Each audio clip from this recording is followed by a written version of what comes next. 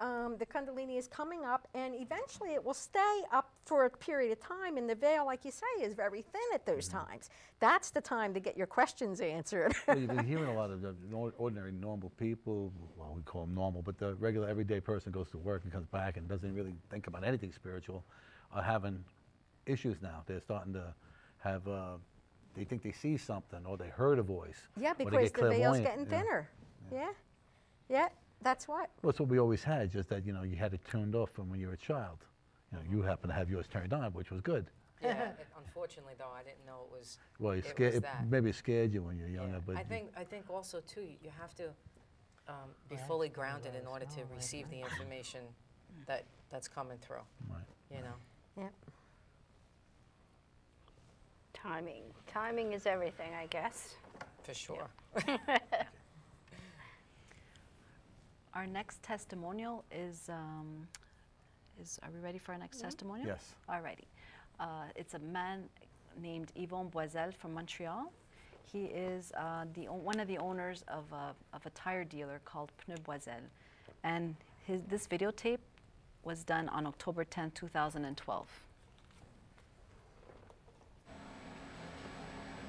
Je m'appelle Yvon. Au début de l'année, j'ai été dialysé pendant 8 mois. Et après, quelqu'un a rencontré Claudia pour moi et elle a prié pour moi.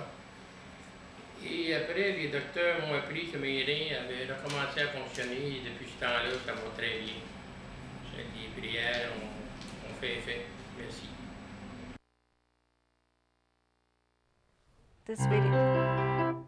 This videotape was done in French, and his story begins in 2012 when he was hospitalized for total kidney failure.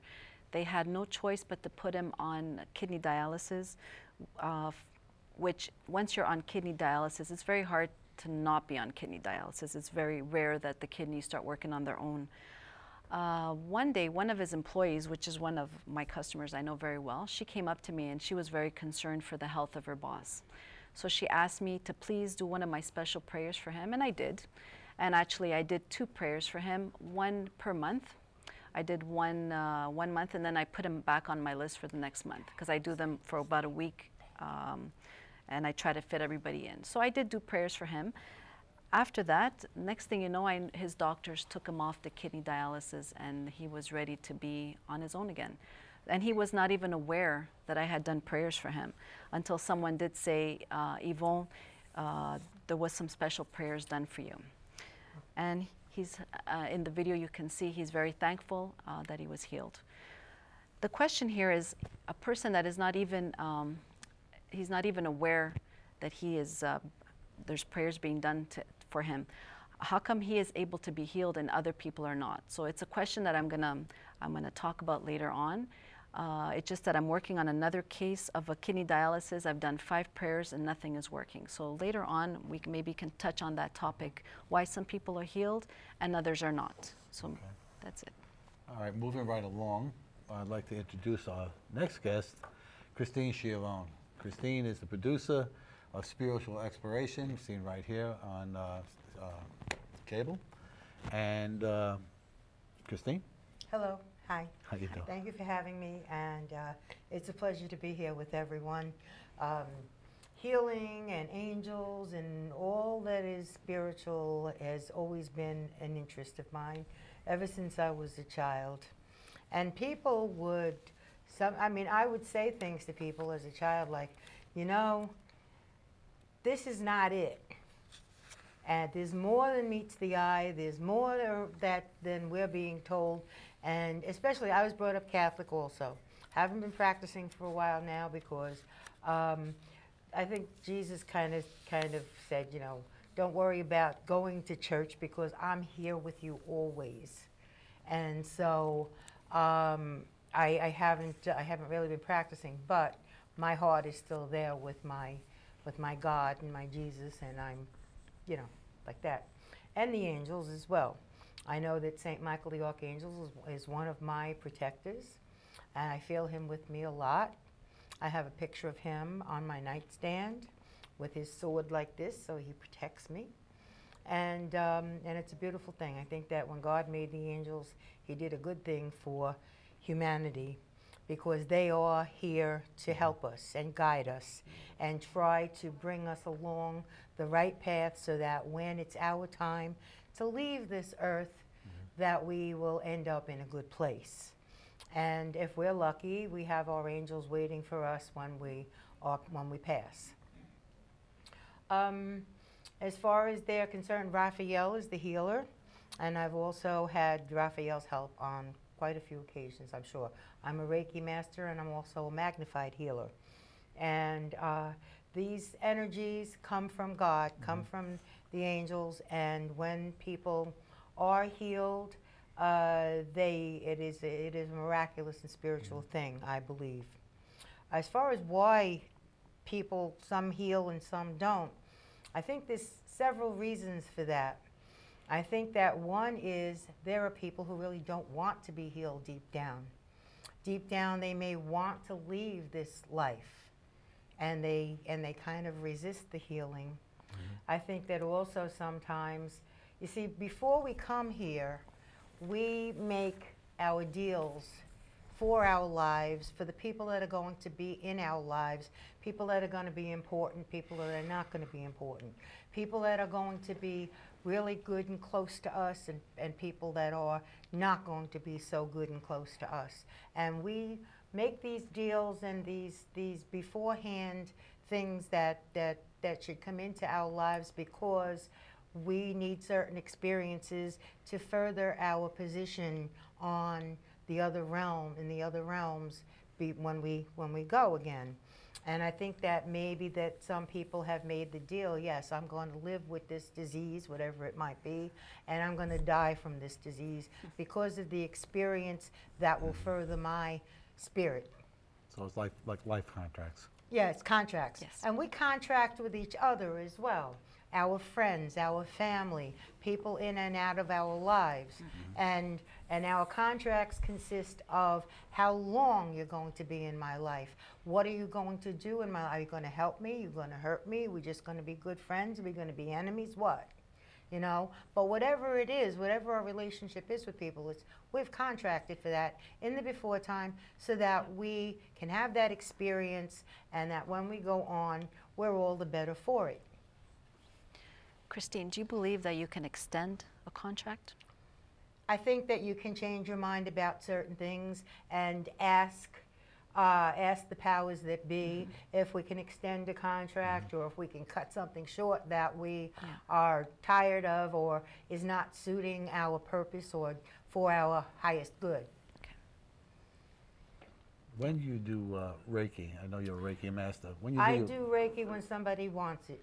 No, I understand that. But when you do Reiki on people, do you ever call upon St. Raphael to make your energies? On occasion, but mostly I just call on the Reiki energy itself because that is what it's there for. Yeah. Reiki energy is a very, very powerful and an energy that is very pure. And it works over time usually. Unlike magnified healing, which can work instantaneously. Reiki energy is a male energy. It works, as I said, over time.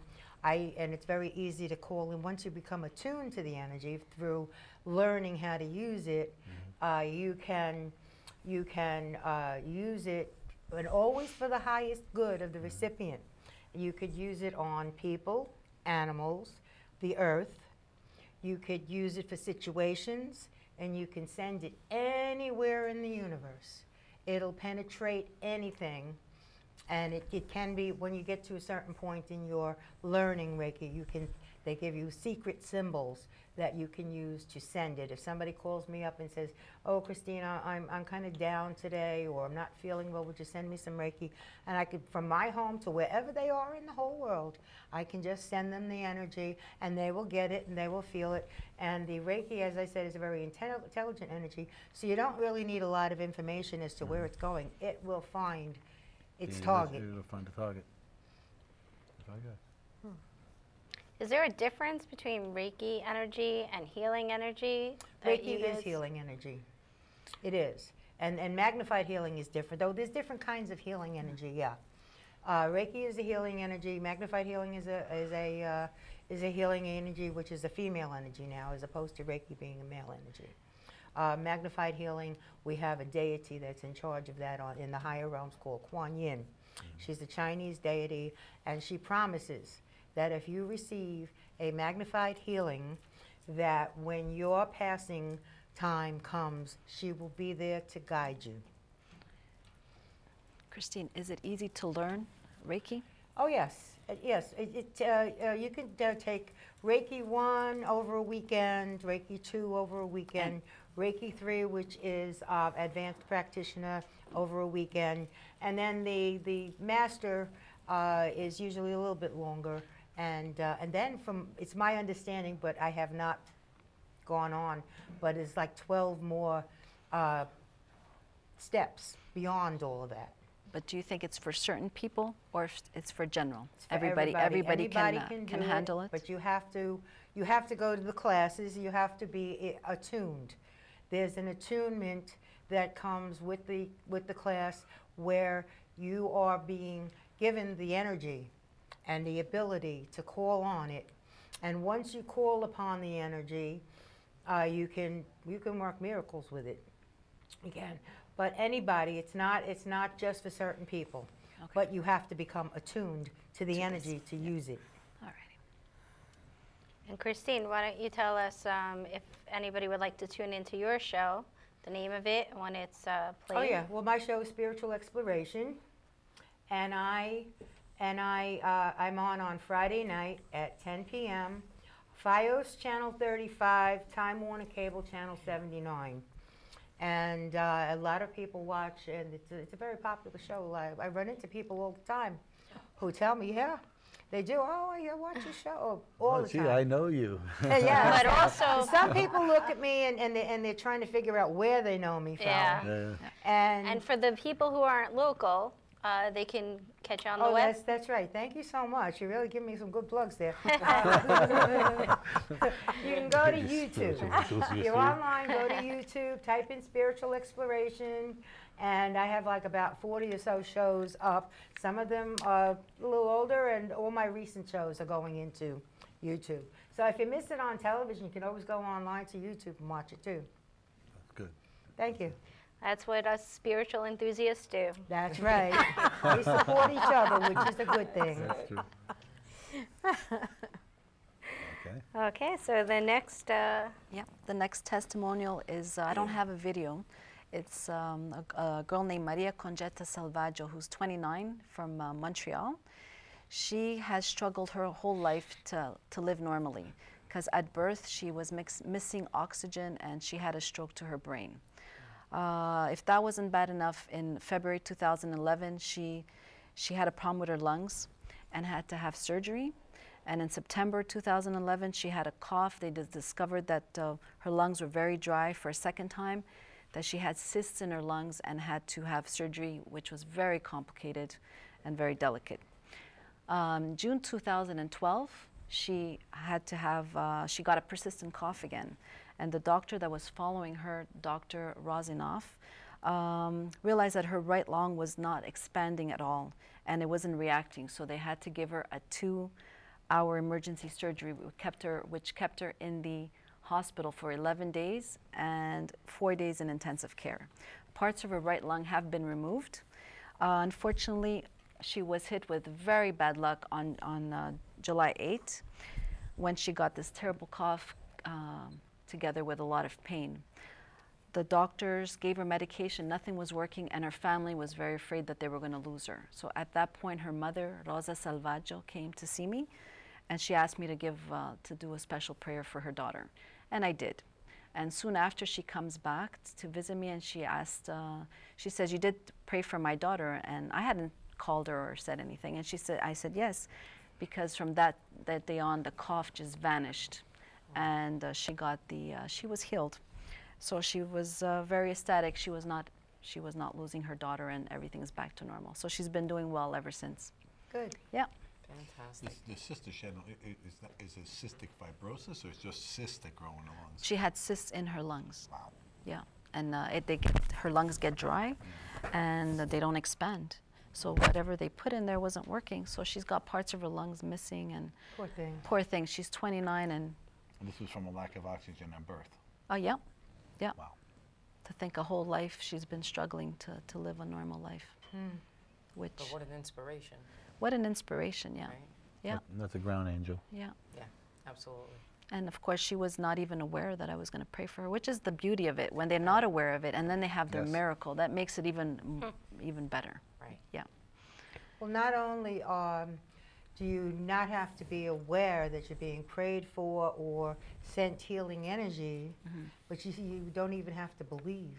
You don't even have to believe. No. You know, the one thing about the fellow with the kidney, Yes. couple of things that I was intuiting here. As you probably know, all healing and all sickness starts up here spiritual, works down to emotional, mental, emotional, physical. So you have to get to the root problem. Now, there's several ways that you can do this. You can, one of the best ways I found is past life hypnotherapy, asking to be taken back to the time that the kidney problem developed. It may even be more than one lifetime, where it may be abandonment issues. Kidneys are the seat of fear. So I would venture to say he has past life unresolved trauma dealing with fear. Also, so once you resolve that, right, you can do that.